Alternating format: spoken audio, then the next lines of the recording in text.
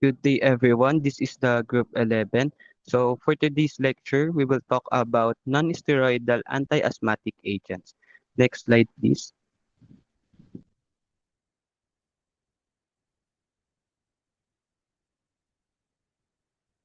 Next slide. Po. So, for the objective of our lecture is first, discuss the indications of non-steroidal anti-asthma agents. Second is list available non-steroidal anti-asthma agents used in respiratory therapy. And third is to differentiate between the specific non-steroidal anti-asthma agents. Next slide po. And fourth is describe routes of administration available for various non-steroidal anti-asthma agents. And five is describe the mode of action for various non-steroidal anti-asthma agents. And lastly is to discuss the use of non-steroidal anti-asthma agents in the treatment of asthma. Next slide po.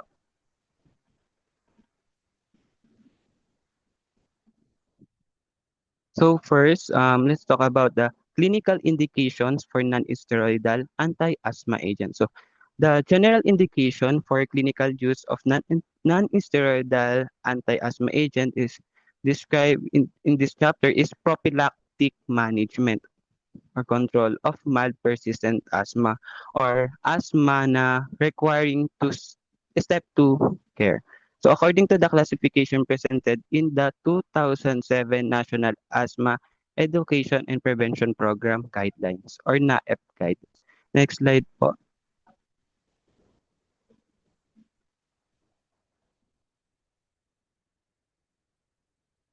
Qualifications to the general indication for use of these agents. Cromolyn and anti-leukotrienes are alternatives to low-dose inhaled corticosteroids for step 2 mild persistent asthma. Cromolyn is often used in infants and young children due to safety concern with ICS, while the anti-leukotrienes can be combined with ICS to help reduce the steroid dose. Next slide po. All of the non-steroidal anti-asthma drugs described in this chapter are controllers, not relievers, and are used in asthma requiring anti-inflammatory drug therapy. Next slide, please. So, ano nga ba yung ano nga ba ang difference ng controllers and relievers? So, controllers, ang purpose nito is for long-term control of airway inflammation. Usually, ginagamit ito daily, even without symptoms. So, ang onset nito is slow. So, hindi ito for the acute attack. So, example nito is yan, inhaled corticosteroids. So, such as yung budesonide, ganon. Then, yung oral corticosteroids, bromelain sodium, which is yun yung itatakal natin later on. Then, long-acting long-acting inhaled beta-2 agonists, such as yung salmeterol, ganon. Then, yung leukotriene modifiers, and then sustained-release theophylline, ganyan, and monoclonal antibodies, which is tatakal natin yan later on din. So, for relievers naman, ang relievers is, ang purpose nito is, it is a rescue drug. So, it's also called as a rescue drug. So, yun nga, since it is a rescue drug, so rapid relief of acute bronchospasm. So, usually, ginagamit ito if needed talaga. So, onset is for rapid, such as, yan, yung mga example dyan is yung ating short-acting inhaled beta-2 agonist, yan, such as yung salbutamol, yon. So, and yung systemic corticosteroids such as yung oral burst therapy and intravenous. And then yung inhaled anticholinergic bronchodilators and bronchodilators. Next slide po. So let's have a quick review. Ano nga ba? Or what is asthma? So asthma is a chronic inflammatory disorder of the airways. It is characterized by persistent inflammation with episodes of acute airway obstruction. Next slide, please. So there is two types of asthma. First is the extrinsic or allergic asthma. So ano nga ba ang extrinsic? So ang extrinsic is triggered by the exposure to allergens such as yung pollen, ganon, dust mites, molds, or animal dander. It is an IgE-mediated hypersensitivity reaction that commonly begins in childhood and is often associated with a positive family history of atopy. So, ano yung atopy? Yan, given na nandiyan and triggered by allergens or atopy. So, ano nga bang atopy? So, ang atopy, ito ay refers to the genetic tendency no to develop allergic hypersensitivity reaction. Second is the intrinsic or non-allergic asthma. So, it is triggered by non-allergic factors such as yung respiratory infections, cold air, exercise stress, or irritants like yung smoke. So, it is not IgE mediated. So, yung extrinsic is IgE mediated. Ito naman is hindi. And usually begins in adulthood. And patients typically have normal immunoglobulin E levels and negative allergy skin tests. Next slide po. Asthma as an Evolving Disease by Holgate. So, first is early childhood. Viral infections are the main triggers during early childhood, and wheezing episodes are commonly associated with respiratory viruses, and the immune system during early childhood is still developing. Well, second is the school age to teenagers. Allergens such as yung dust mites, pollen, and animal dander become major triggers. And asthma is of IgE mediated or allergic asthma. Then strong involvement of the adaptive immune response. Next slide po.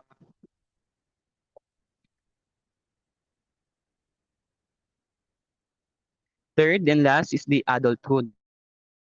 So during adulthood, asthma may become more intrinsic or non-allergic. So it is less dependent on allergens, driven more by T lymphocytes and cytokine release, and chronic airway inflammation becomes persistent. Next slide po. Three components of asthma by Drayson and Torino. So first is the acute attacks or acute asthmatic attacks. It is reversible spontaneously or with treatment. So ano ba ito? So ito ay isang components involve sudden episode of bronchoconstriction caused by immediate release of mediators from mast cells such as yung ating histamine and leukotrienes. These attacks produce rapid airway narrowing, increased mucus, wheezing, and dyspnea. They represent the acute reversible phase of asthma symptoms. So, yun nga, sabi ko, yan, sudden episode of airflow obstruction and usually caused by bronchoconstriction. Yan. Next slide po. Second is yung ating, second is airway hyperresponsiveness or hyperreactivity of the airways.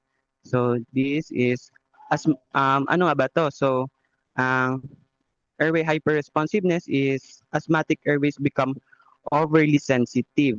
Yan, magiging sensitive, mas like oversensitive siya to various stimuli such as yung allergens, cold air, exercise, smoke, or infections. Because of this hyperresponsiveness, even minimal triggers, even yung mga hindi naman is can cause exaggerated or magiging malaking factor siya for bronchoconstriction or yan. And these components explain why asthma symptoms are easily provoked. Yan. Next slide po.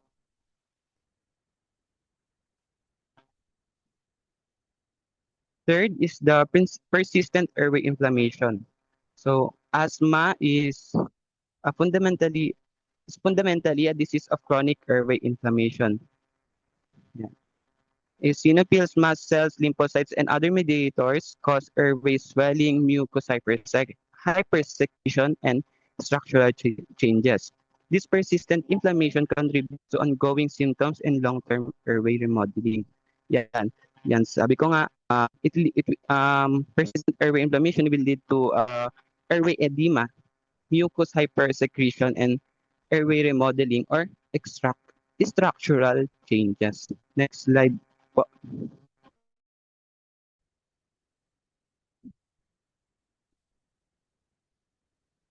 Next slide po.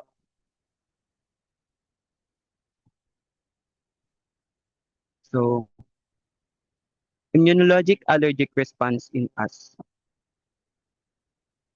Pabalik po.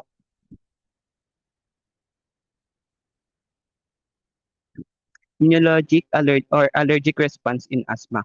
Most asthma cases are due to an allergic IgE-mediated response.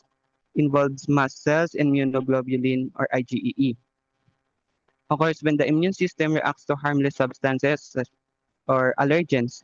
So allergy is considered a misdirected or exaggerated immune response. So key concept here is in allergic asthma, the body mistakenly treats allergen as harmful. So it triggers immune activation that leads to airway inflammation and bronchoconstriction. Next slide po.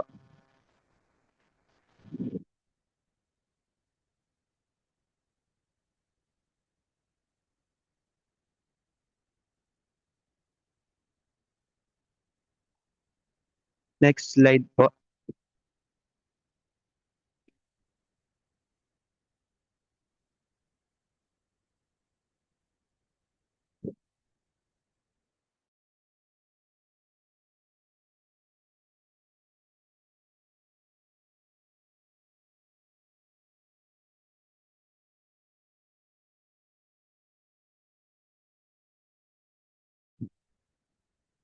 Yan dyan. Overview of immune mechanism in allergy and inflammation. First is um, cell-mediated immunity T lymphocytes. So ano nga ba ito? Um, it is responsible for defending the body against intracellular pathogens such as viruses or some bacteria, fungi, and abnormal cells. So it has three main types, which is the helper T cells, suppressor or cytotoxic T cells, and natural killer. Next slide po. First is the helper T cells. So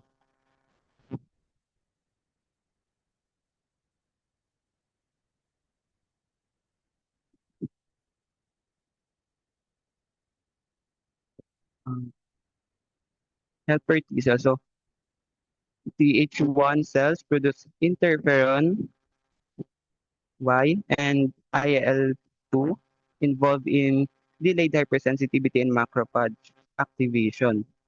Th2 cells produce IL-4 and IL-5, important in allergic or atopic asthma.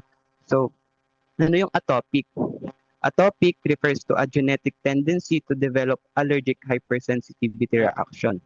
So, IL-4 stimulates IgE production while IL-5 promotes eosinophil growth and activation. Next slide po. Suppressor and second is suppressor or cytotoxic T cells. It suppress immune response, destroy infected cells. While third is natural killer cells, which is destroy tumor and infected cells. Next slide.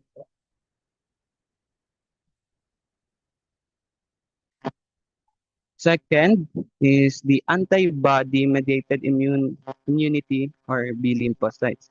So this is, ano nga ba to? So it is an immune response that relies on B lymphocytes to defend the body against extracellular pathogens such as yung bacteria, parasites, and toxins by producing antibodies. So it classified, it has 5 immunoglobulins, which is the IgG, IgA, IgM, IgD, and IgE. So, may mnemonics ako dito which is yung GAME. GAMED. So, pero dito, mag-focus tayo more on sa IgE.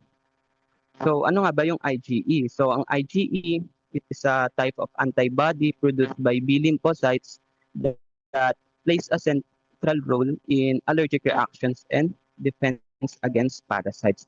Next slide po.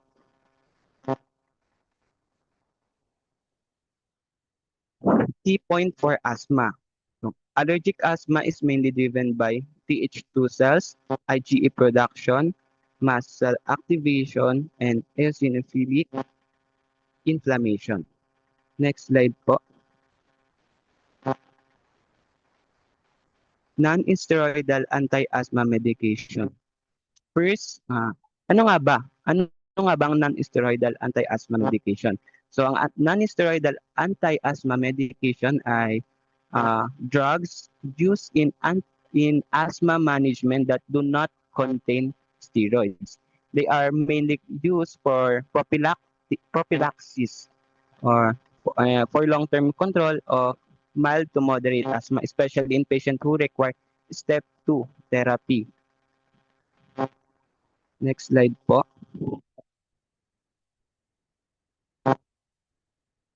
Ay, pakibalik ko pala doon. So, yan. Main types, which is, first is the cromolyn-like agent or mast cell stabilizer. So, cromolyn, sample ng cromolyn-like agent, which is the cromolyn sodium. Can be nasal chrome or gastrochrome. So, ano mo to, administer mo to through small volume nebulizer, which is 20 milligrams or 2 milliliters inhaled 4 times daily for 2 or more than 2 years. Next is nasal spray, can be administered through nasal. So, one spray per nostril 3 to 6 times daily. And it can be also administered through oral, so oral solution, 4 times daily before meals and bedtimes.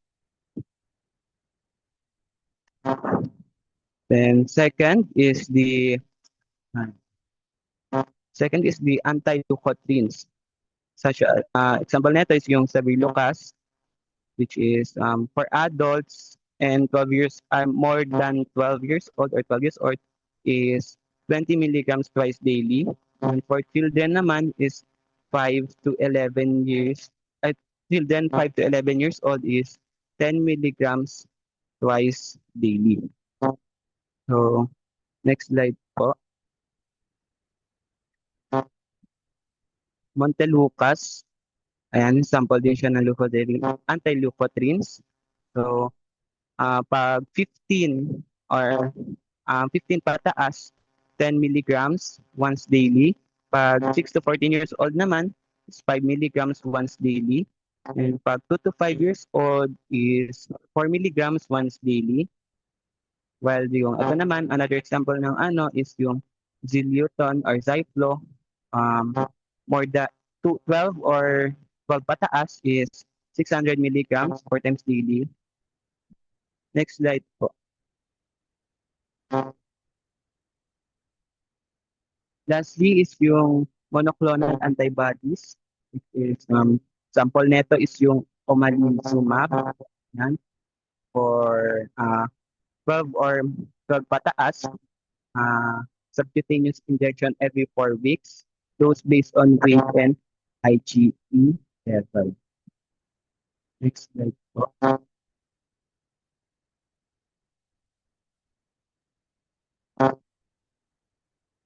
Cromolyn muscle stabilizing agent. So, also known as the sodium cromoglycate. So, used as an inhaled prophylactic drug in asthma. So, ano ang prophylactic? Prophylactic drug. Ang prophylactic drug is a medication given to prevent a disease or condition or symptoms before they occur rather than to treat an active episode. So, yan nga, sabi ko, yan, prevents the inflammatory response. Structurally different from beta agonists and xanthines and the glucocorticoids. So, since ito nga ay prophylactic drug, yan, ang purpose nito lang is to prevent gan for prevention, ganon. So, it has no intrinsic bronchodilator effect. Next slide po.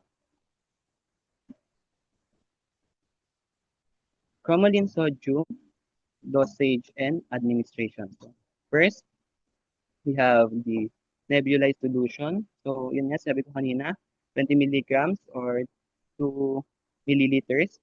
So, it was to 1% solution.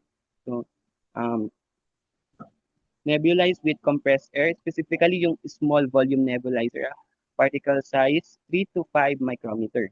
It may require added diluent and slow tidal breathing technique. Pero ang disadvantage nito is longer treatment time and not portable. Second is yung metered dose inhaler.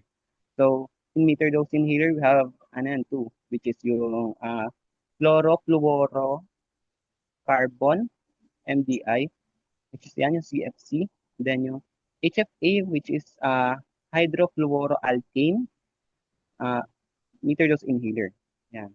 So, CFC is a version, yung CFC version is discontinued 2010 in year 2010 because bakit siya diniscontinue sa paggamit because it is harmful daw to the earth's protective ozone layer. So yan, hydrofluoroalkane inhalers replace the CFC. So ang HFA inhalers are environmentally safe daw. So parang ito yung naging alternative for CFC. Pero ayun, they have proven to be just as effective as the CFC version. Pero ang difference daw neto is the while the medicine inside is the same, the HFA inhaler may feel less forceful, taste is slightly different, and need more frequent cleaning compared to old CFC version. Next slide po. Cromolyn sodium, mechanism of action. So, ang cromolyn sodium is under mast cell stabilizer siya. So, ang function nito is prevents mast cell degranulation or stop release of inflammatory mediators. So, ang key point nito, yan, prophylactic. Yan. So, for prevention siya, yan, must be given before exposure to triggers. Yan. Since hindi nga siya, wala siyang bronchodilator effect, it must be given before exposure to triggers. Second is may inhibit mediator release by blocking calcium influx. Third, does not block chemical mediators directly. Fourth is does not act via CAMP or affect A and B receptors. 5 is IgE binding and antibody interaction remain unaffected. And lastly is can prevent or lessen late phase asthma response.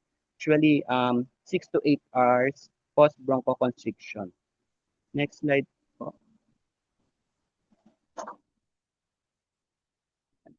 So, clinical efficacy of cromolyn sodium, asthma as prophylactic use or prevention use. Effective in more than 70% of patients, adults and children. It improves pulmonary function in long-term use. It is comparable long-term outcomes to corticosteroids in children, and it protects against early and late phase asthmatic response, and it also effective in both intrinsic and extrinsic asthma. Next is clinical application of cromolyn sodium. So it is for only prophylactic drug only. Yan. For prevention siya. So not for acute bronchospasm and no bronchodilator effect. So next is delayed onset. So it takes 2 to 4 weeks for full improvement.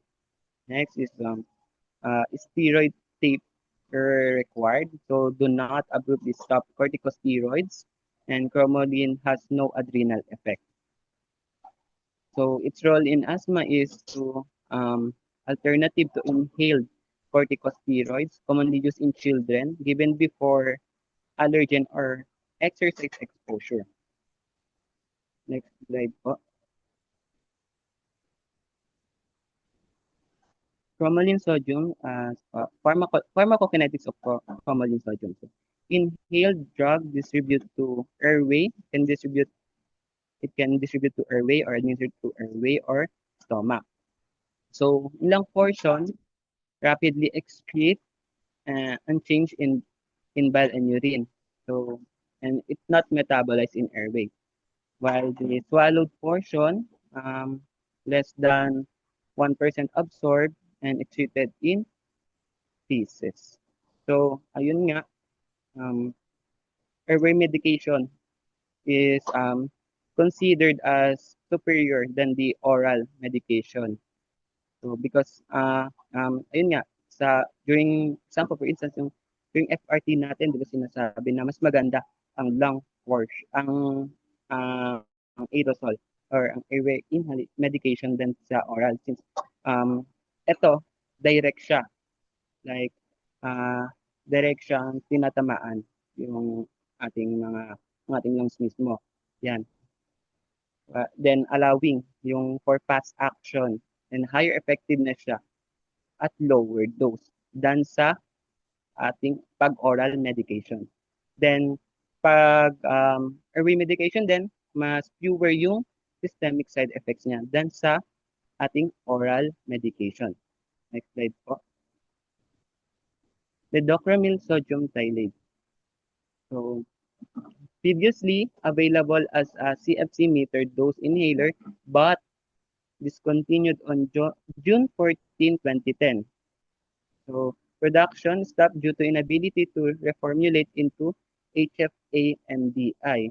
So, ayun nga, diniscontinued din to na gamitin because hindi nila na-reformulate ito into AFA-MDI. So, pero nowadays naman, madami naman ng FA propellants which is mas better na ngayon since which is finer, lower and warmer mist compared to the CFC which is ang CFC kasi is called yan high force spray siya. High force spray inhaler siya. Then yung mga modern ngayon na HFA propellants is smaller particle size na and can better reach the smaller peripheral airways sa lungs natin. So, for our next topic, Tian for po.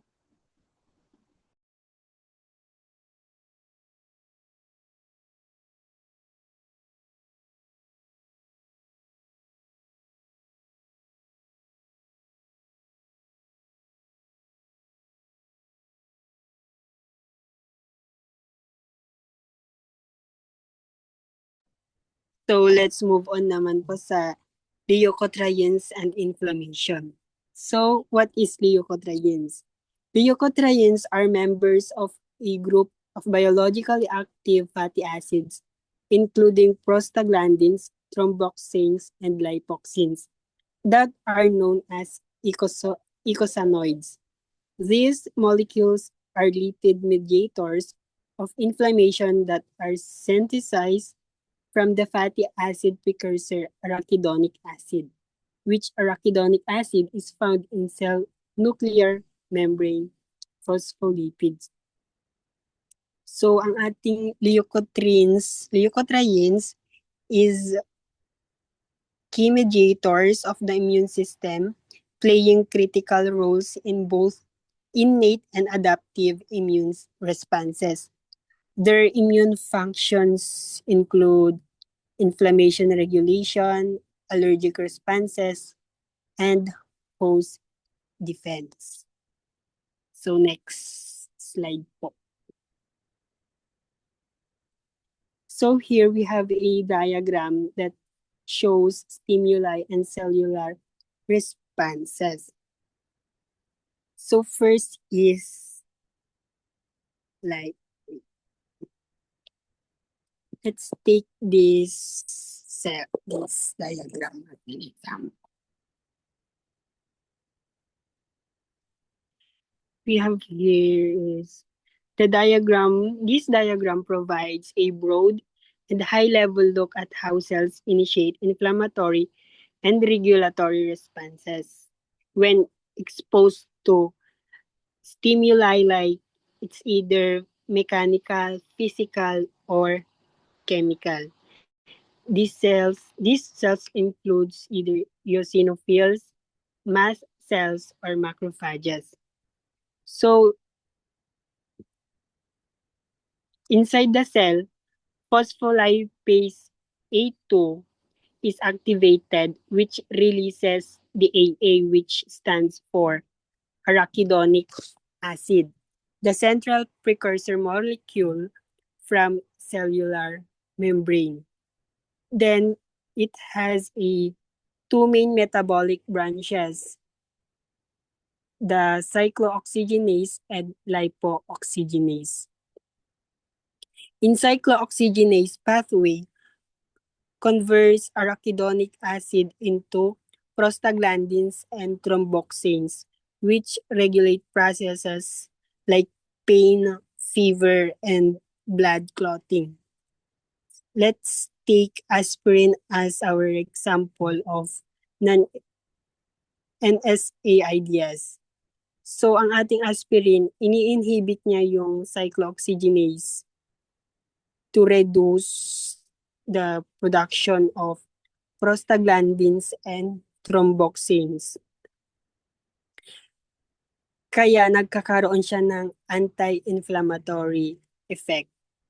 So in the other side naman, we have here the lipoxygenase pathway. Ito naman, it converts arachidonic acid into leukotrienes, LTC4, LTD4, and LTE4, which plays important role in allergic and inflammatory responses to the target cells.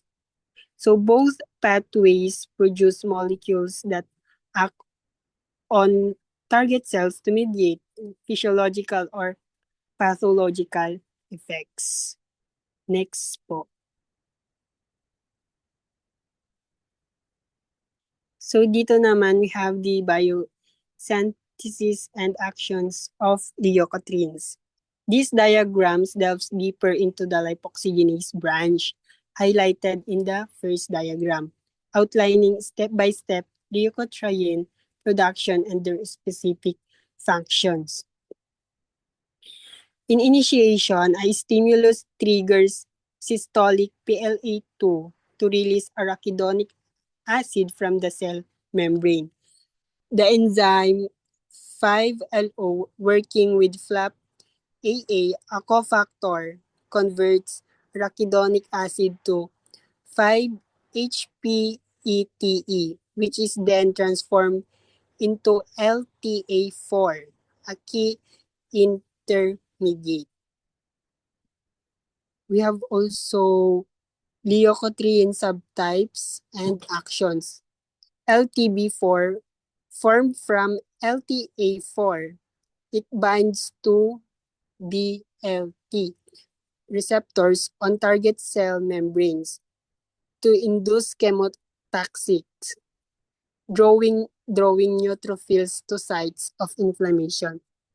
Also, we have LTC4, LTD4, LTE4, also derived from LTA4. This binds to cis-LT1 receptors.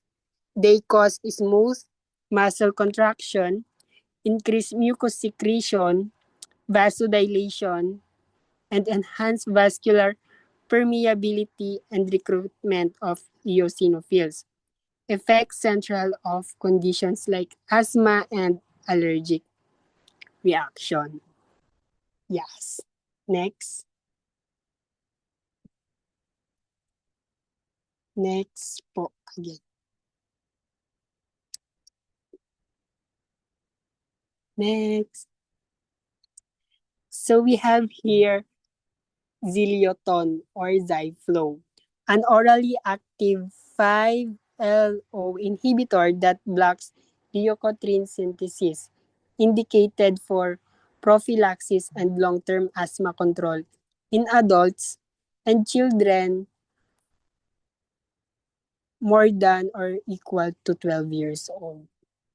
Dose as 600 milligram tablets or extended release of 1,200 milligram daily. Requires liver function monitoring due to potential hepatotoxicity. Hepatotoxicity. Next. So we have also the pharmacokinetics of these drugs, Zilioton, Zafirlocas, and Montelukast. First, we have Zilioton. Rapidly absorb 93% protein bound, metabolized by liver enzymes with half-life of 2 to 5 hours. Our Zafirlocas naman has peak levels at 3 hours, half-life for 10 hours, 10% excreted in urine, and 40% in feces. Ang ating Montelukast naman has a rapidly absorbed. Bioavailability is 64%, metabolized in the liver, excreted via bile, with half-life of 2.7 to 5.5 hours. So next, we have also hazards and side effects of these drugs. Our Zilioton is more frequent side effects than placebo, like headache, abdominal pain, etc., which requires liver enzyme monitoring. Contraindicated in acute liver disease or elevated transaminases. May interact with theophylline and warfarin. Next is our Zafirlocast. Common effects include headache, infection, nausea, rare cases of hepatitis, and cholestasis. Next is the hazard and side effects of our Montelukast. Side effects similar to placebo, diarrhea, laryngitis, and etc. Hypersensitivity reactions. No dose adjustment needed for mild moderate hepatic impairment. Next, we have also dosage and as administration. First is we have Zilioton, 600 milligram 4 times daily or 1,200 milligram twice daily. Take with meals at bedtime. Next is we have Zafirlocas, 10 milligram twice daily for children 7 to 11 years old. 20 milligram twice daily naman sa mga adults and children greater than 12 or equal to 12 years old. Take 1 hour before or 2 hours after meals. Next, we have Montelukast. 10 milligram daily for adults or greater than or equal to 15 years old. 500 milligram daily naman for 6 to 14 years old and 4 milligram daily to 2 to 5 years old or 6 to 23 months for allergic rhinitis. Chewable tablets or oral granules can be mixed with soft food. Next, mode of action. Our Zileuton inhibits our 5-LO enzyme, blocking conversion of arachidonic acid to leukotrienes. Both and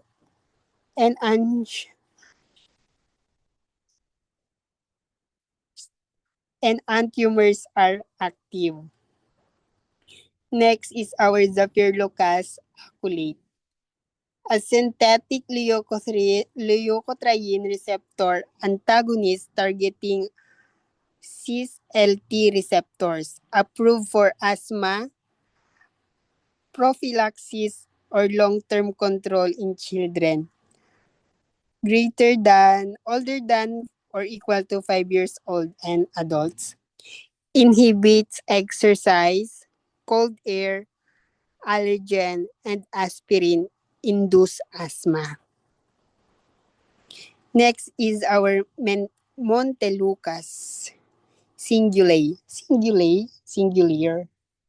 an oral leukotriene receptor antagonist for asthma, prophylaxis, long-term control, and allergic rhinitis. In patients older or equal to 6 months old. The only anti-leukotriene approved for allergic rhinitis and for use in infants older than or equal to 6 months. It can be taken with or without meals. Granules can be mixed with specific soft foods. Yeah.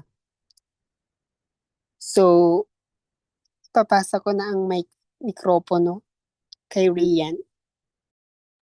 So, am I audible ba? Hindi ba nag-echo? No, ma. Hello? Okay. So next, we have the role of anti-leukotrienes drugs in asthma management. So sabi nga dito, anti-leukotriene agents are recommended in the National Asthma Education and Prevention Program guidelines for the treatment of mild to moderate asthma. And we have here the drugs that act to inhibit the mediators of inflammation, which includes cromolyn sodium, nedoxamyl sodium, zafirlocas, montelukast, and xylitol. So na-discuss naman na nila ganun po, nila Carlo and Charles. So, but I just want to edit to include na gusto ko lang sabihin dito is so these agents are prophylactic. We have to remember na these agents are prophylactic, which is sinabi din ni Carlo kanina, and intended for management of chronic asthma rather than relief of acute airway obstruction. So hindi po sila nagpo-provide ng bronchodilation in acute asthma episode. Next, we have protection against specific asthma triggers.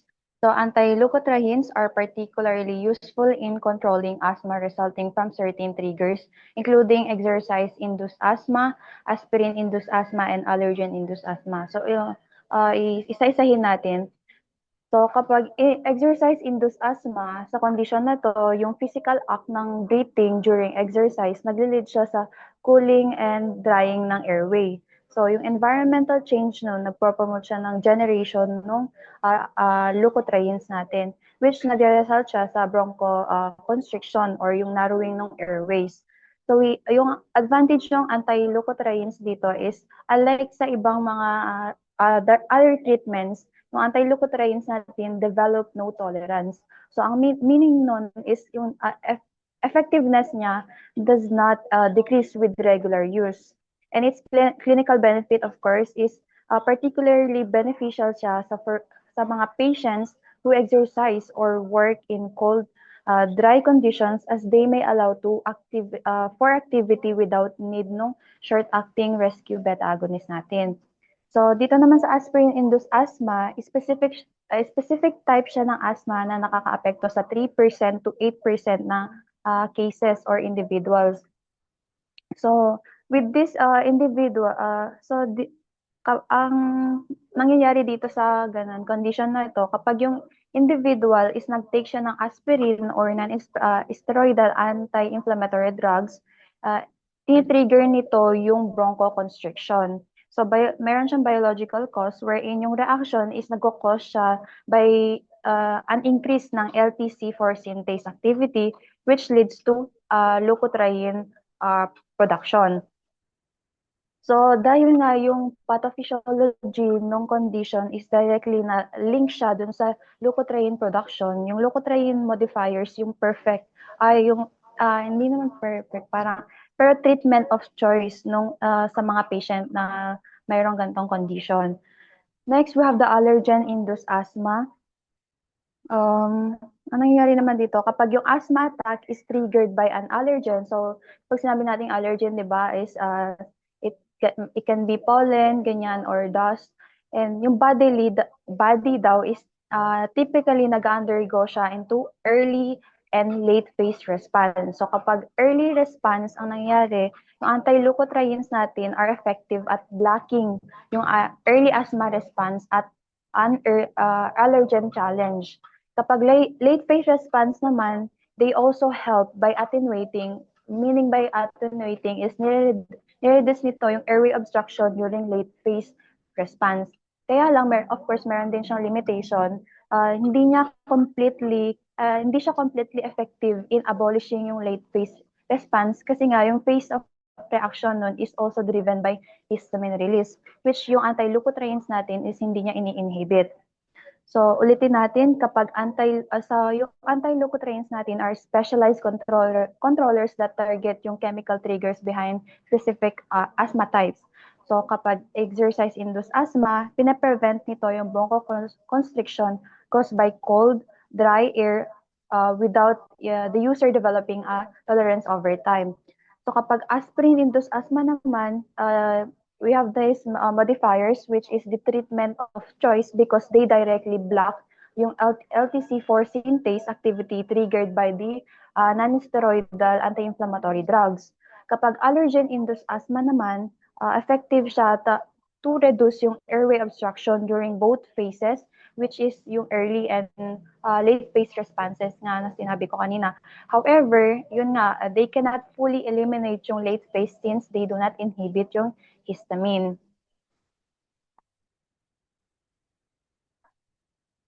So next, dito naman tayo sa chronic persistent asthma.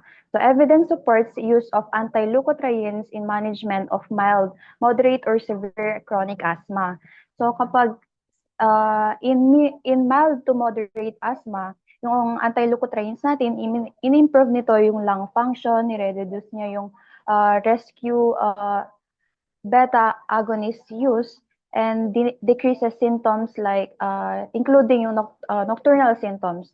Kapag moderate to severe asthma naman, nagpa-provide siya ng additive effect with inhaled corticosteroids allowing for asthma control with lower steroid doses or avoiding dose increases.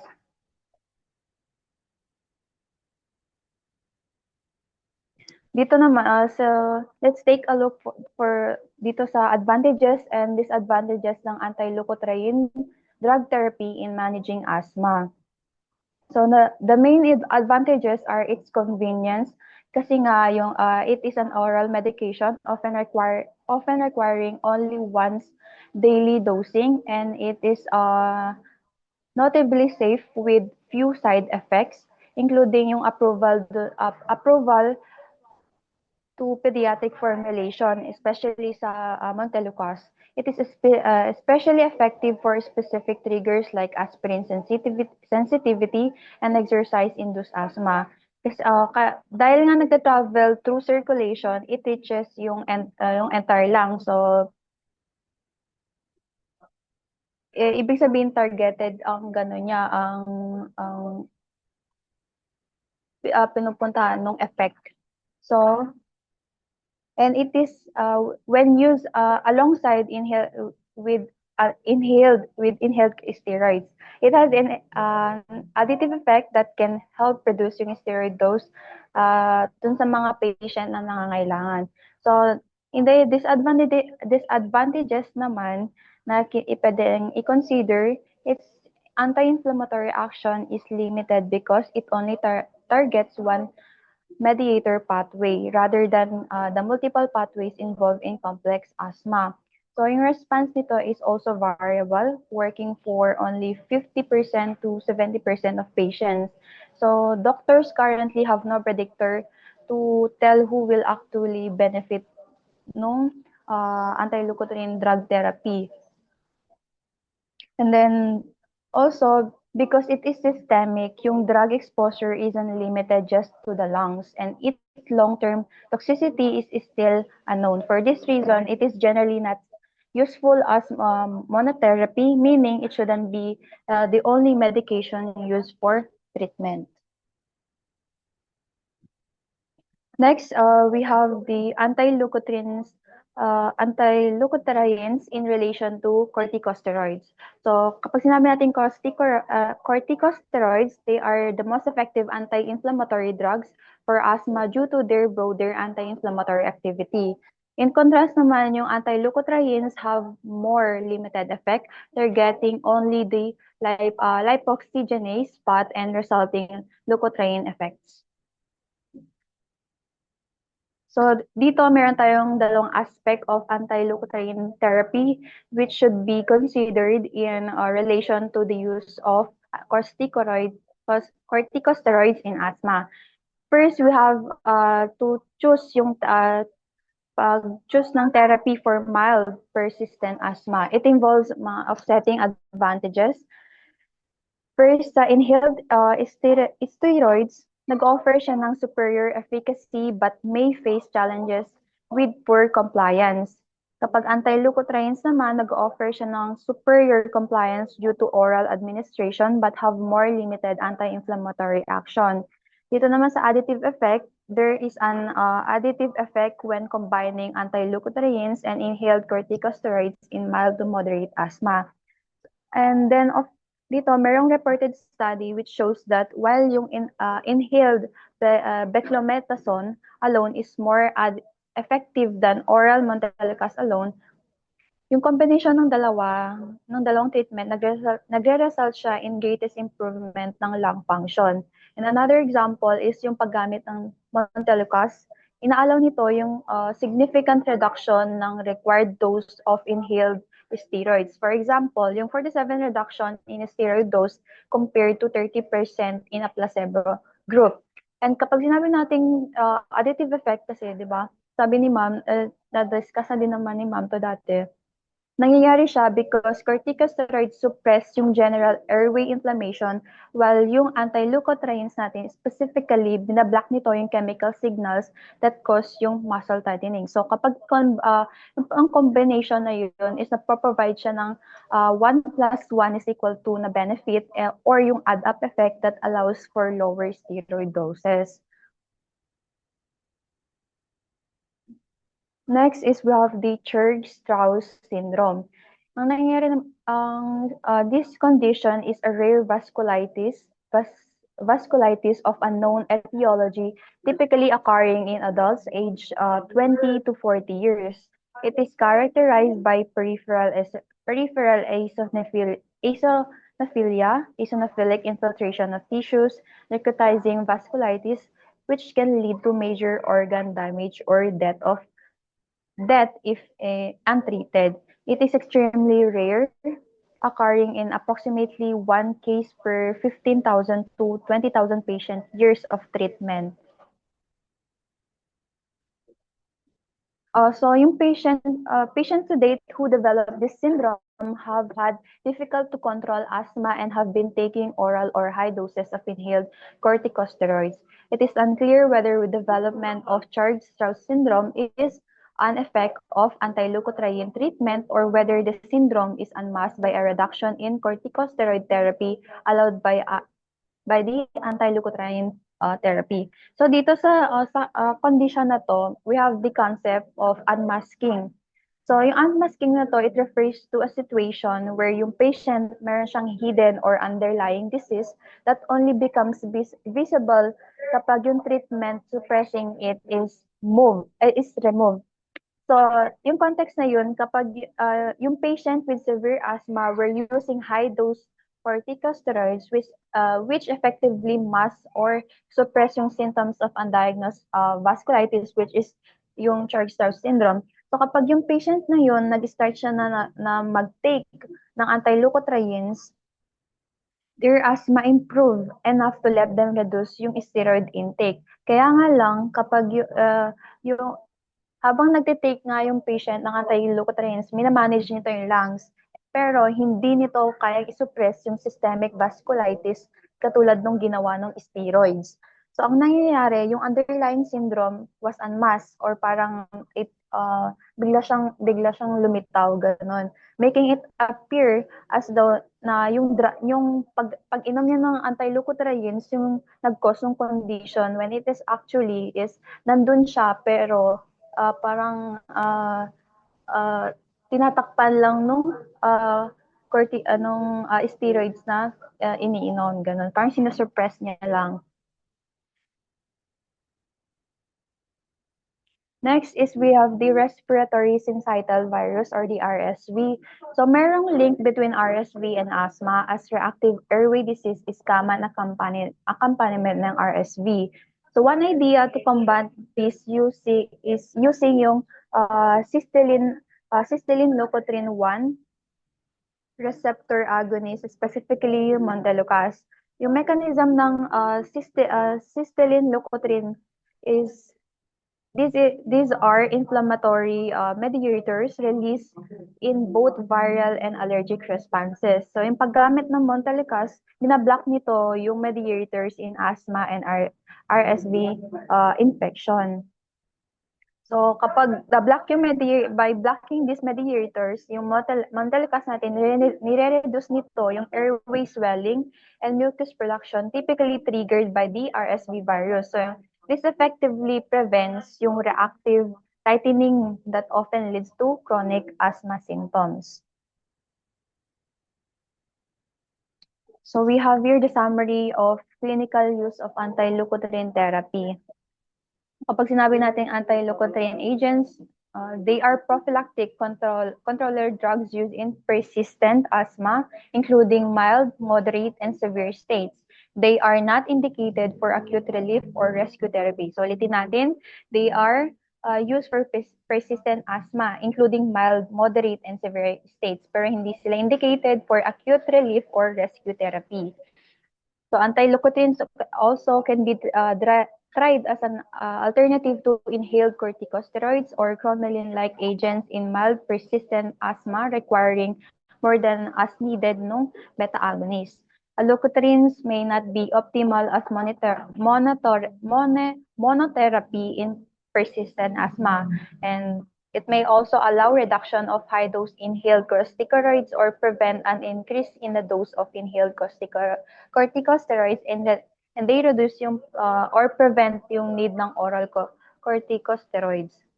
So evidence to date shows that these agents are safe and often effective choices in managing yung wide range of asthma severity. So next is the monoclonal antibodies, which we have the omalizumab or Xolair. So sinabi nating omalizumab, this agent or drug is a subcutaneously injected monoclonal antibody used to treat yung moderate to severe asthma. Indications, treatment of moderate to severe asthma in adults and adolescents 12 years of age and older who has a positive skin test or in vitro reactivity to a perennial allergen may be beneficial in treating seasonal allergic rhinitis.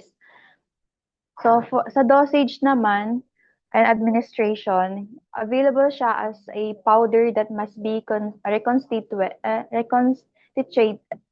reconstituted. Concentration niya is 150 milligrams per 1.2 ml. Dosing is every 2 to 4 weeks and depends siya on patient's weight and serum IgE level. So, pero dito sa dosage and administration naman is we have to refer dun sa manufacturer's package para sa specific dosing instructions. For the mode of action naman, the mechanism is that it is a recombinant DNA-derived humanized IgG1 urine monoclonal antibody that selectively binds to human IgE. Its function, it blocks yung IgE from binding dun sa receptor on mast cells and basophils. In result, this reduction in binding leads to decrease in the mediator release during an allergen response. Sa pharmacokinetics naman, after parenteral administration, yung omalizumab is absorbed with an average bioavailability of 62%. Omalizumab is absorbed slowly, reaching peak concentration after an average of 7 to 8 days. If doses greater than 0.5 milligrams per kilogram are given, a linear correlation exists, meaning the more given, the greater the drug availability. Omalizumab is eliminated yan sa primarily sa liver, and yung half-life of the drug averages 26 days and may be weight related, increasing weight, in-increase din nito yung clearance. So hazards and side effects, in severe, yung kapag most severe reaction occurring in clinical trials with omalizumab were anaphylaxis and malignancies. Kapag commonly observed naman na reaction is, it includes yung injection site reactions, viral infection, upper respiratory tract infection, and pharyngitis. Now, let's look naman dun sa role of omalizumab in asthma management. First, regarding sa indications, yung clinical literature supports its use specifically for patients with uncontrolled moderate to severe asthma. In terms of exacerbation reduction, studies have proven na yung omalizumab it effectively reduces yung frequency of asthma attacks, and dinidecrease din nito yung patient's reliance on rescue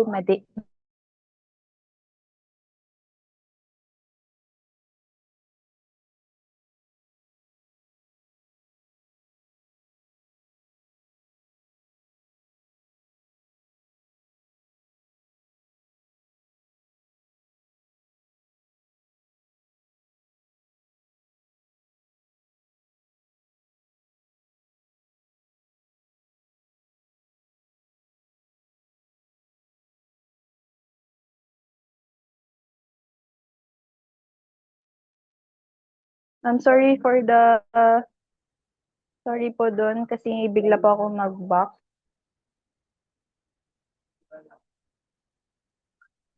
So, ano yan? Saan na ba tayo? So, dun, in terms of exacerbation reduction, studies have proven daw na yung omalizumab effectively reduces yung frequency of asthma attacks. Dinidecrease din nito yung patient's reliance on rescue medication. And one of its most significant benefits is the steroid sparing effect. So, dito sa steroid sparing effect, merong data na which shows na 79% ng patient were able to decrease their steroid dose by 50% or more. Also, the clinical trials demonstrated that patients receiving the drug could reduce their daily corticosteroid use by approximately 108 milligrams to 180 milligrams. Dito naman sa respiratory care assessment, non-steroidal or non-steroidal anti-asthma agents, we have before treatment. So, ano bang ganun kapag before treatment? Determine the optimal formulation, either small volume nebulizer or metered dose inhaler based on the patient age, ability to understand yung instructions, and the need for a reservoir or space with an MDI. During treatment and short term naman, you have to instruct yung patient on the selected delivery system and verify yung correct na technique. You also have to assess yung breathing rate or pattern, yung pulse, and auscultate yung breath sounds nila before and after yung treatment. Also, you have to verify yung patient yung understanding ng patient with this controller, dun sa mga controller drugs, wherein, di ba, kapag controller, hindi po sila for acute relief. And you have to also verify the necessity of consistent compliance. You have also to instruct the use of peak flow meter to monitor yung peak expiratory flow. You have to ensure a specific action plan is in place for symptom deterioration or PEF changes. So for long-term assessment naman, we have to track yung coughing, wheezing, nocturnal awakings, awaking, and symptoms during exertion. You have also to record yung use of rescue medications, number ng exacerbations, and missed work or school days. You have to use pulmonary function data to modify yung level of asthma therapy. Consider kung tumaas ba yun or bumaba, which is according to EPR3 guidelines. You also have to monitor yung agent-specific side effects as therapy continues. For general contradictions and safety naman, anti-asthmatics are generally safe, though individual patient responses vary. Patients must understand these are long-acting agents. In acute crisis, they must use short-acting rescue medication. I think that would be all for Module 12. Thank you for listening.